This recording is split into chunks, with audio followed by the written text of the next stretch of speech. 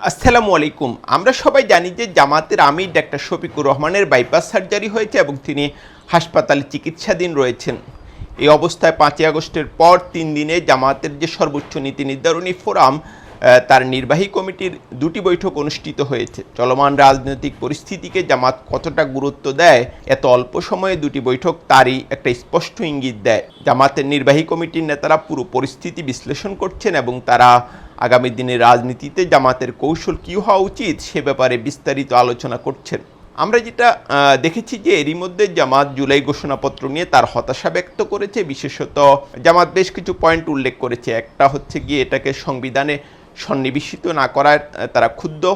অন্যদিকে 47 এবং শাপলা চত্বরের মতো নানা রকম ঘটনা সেই ঘোষণাপত্রে না আসায়ও জামাত হতাশা ব্যক্ত করেছে। জামাত আরেকটা উদ্বেগ প্রকাশ করেছে যে প্রধান উপদেষ্টা নির্বাচনের যে তারিখ ঘোষণা করলেন বা সময় দিলেন এর আগে রাজনৈতিক দলগুলির সঙ্গে কোনো আলোচনা করেননি। সাধারণত রেওয়াজ হচ্ছে নির্বাচনের সময় নির্ধারণের আগে রাজনৈতিক দলগুলোর সঙ্গে আলোচনা করা। যদিও জামাত এটা বলছে যে ফেব্রুয়ারিতে নির্বাচনে তাদের কোনো আপত্তি নেই। জামাতের নেতারা বিশেষত জুলাই সনদের দিকে দৃষ্টি রাখছেন। তাদের বক্তব্য হচ্ছে যে একদম পরিষ্কার যে জুলাই সনদকে যদি আইনি এবং সাংবিধানিক ভিত্তি না দেওয়া হয় তাহলে তারা সেখানে স্বাক্ষর করবে না। এবং জুলাই সনদগিরি রাজনীতিতে আসলে একটা বিরাট অচল অবস্থা তৈরির আশঙ্কা করা হচ্ছে। কারণ বিএনপি এখন জুলাই সনদের খসড়ায় স্বাক্ষর করার জন্য জুলাই সনদে স্বাক্ষর করার জন্য অপেক্ষা করছে এবং সার্বিক রাজনৈতিক পরিস্থিতি অনেকটাই বিএনপির পক্ষে।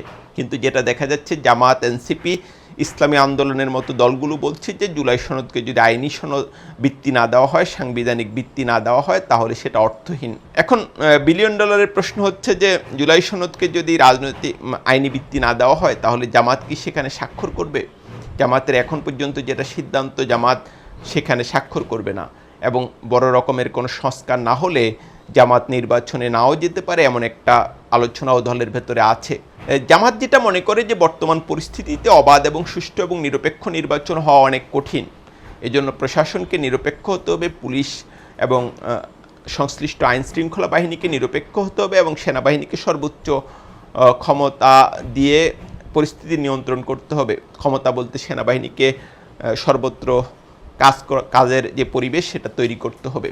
বর্তমান যে পরিস্থিতি, জামাতের একটা বিশ্লেষণ হচ্ছে যে সরকার, বিভিন্ন প্রশাসন অনেকটাই বিএনপির দিকে হেলে পড়ছে এবং এই পরিস্থিতি যদি উত্তরণ না হয় তাহলে অবাধ, সুষ্ঠু এবং নিরপেক্ষ নির্বাচন হওয়া খুবই কঠিন। অবাধ, সুষ্ঠু এবং নিরপেক্ষ না হলে সেরকম একটা কলঙ্কিত নির্বাচনে অংশ নেওয়া ঠিক হবে কিনা জামাতের ভেতরে এটা নিয়ে গত কয়েক মাস ধরে আলোচনা চলছে।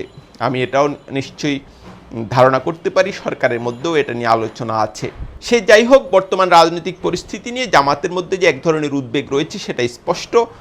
জামাত যেটা অন্তত 2টি পয়েন্ট এখানে খুবই প্রণিধানযোগ্য। একটা হচ্ছে জুলাই সনদের যদি আইনি ভিত্তি না থাকে তাহলে জামাত সেখানে স্বাক্ষর করবে না। অন্যদিকে সরকার, নির্বাচন কমিশন, প্রশাসন যদি বিএনপির দিকে হেলে থাকে তাহলে সেরকম নির্বাচনে অংশ নেওয়া উচিত হবে কিনা এবং অবাধ, সুষ্ঠু এবং নিরপেক্ষ নির্বাচন হবে কিনা সেটা নিয়ে জামাতের মধ্যে প্রশ্ন রয়েছে।